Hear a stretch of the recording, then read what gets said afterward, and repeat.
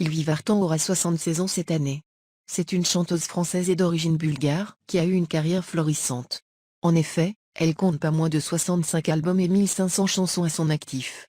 Sylvie Vartan vend quelques 40 millions de disques au cours de sa carrière. Aussi connue pour sa beauté que pour son talent, elle fera pas moins de 2000 couvertures de magazines. Plus que Brigitte Bardot ou que Catherine Deneuve notamment. Elle est une artiste appréciée et aimée du public. Et encore aujourd'hui, tout le monde la connaît et s'intéresse à ses actualités. C'est l'occasion d'en savoir plus sur les villas de la chanteuse.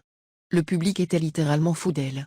Alors quand elle s'est mise en couple avec Johnny Hallyday, ils sont devenus l'un des couples les plus populaires de la scène musicale française. En effet, ils ont collaboré à maintes reprises. Mais le public s'intéressait également aux frasques de leur couple. Car Sylvie Vartan et Johnny Hallyday vivaient comme sur des montagnes russes. Des hauts et des bas ponctuaient leur quotidien et les gros titres des magazines. Pendant plus de 18 ans, ils étaient à la fois inséparables et au bord de la rupture.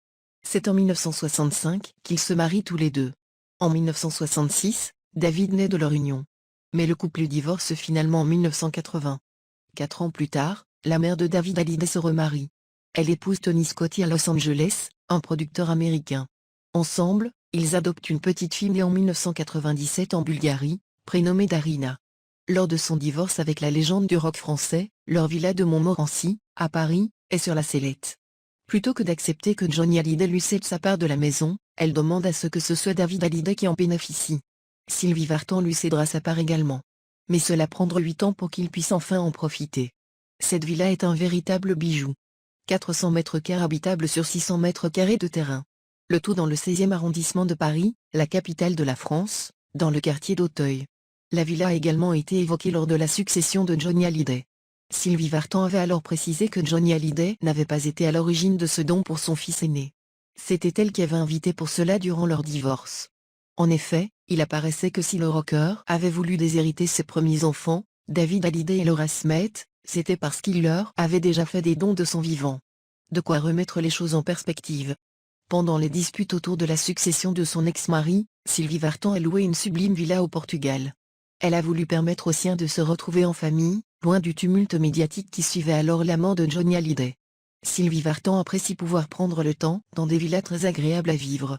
Depuis de longues années elle connaît le succès et la grande vie. Mais elle n'oublie pas non plus d'où elle vient et les événements qui ont pavé sa route. Son couple avec Johnny Hallyday était volcanique selon elle. Malgré tout ce qu'il a pu se passer entre eux, elle n'a jamais voulu désaimer celui qui était le père de son enfant. Sylvie Vartan vit à Los Angeles avec son mari mais ne se prive pas de voyage.